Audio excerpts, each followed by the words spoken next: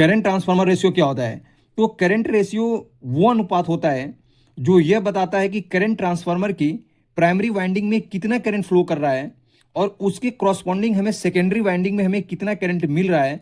ये हमें सीटी रेशियो से हमें पता चलता है। बल्कि मान लो कोई एक करंट ट्रांसफार्मर है और उसकी अगर सीटी रेशियो अगर 200/5 दिया हुआ है, तो इसका मतलब हुआ कि उस करंट ट्रांसफार्मर के हम प्राइमरी करंट पे मैक्सिमम हम 200 एम्पियर करंट फ्लो करा सकते हैं और उसके क्रॉसपॉन्डिंग जो हमें जो सेकेंडरी करंट जो मिलेगा वो हमें 5 एम्पियर मिलेगा।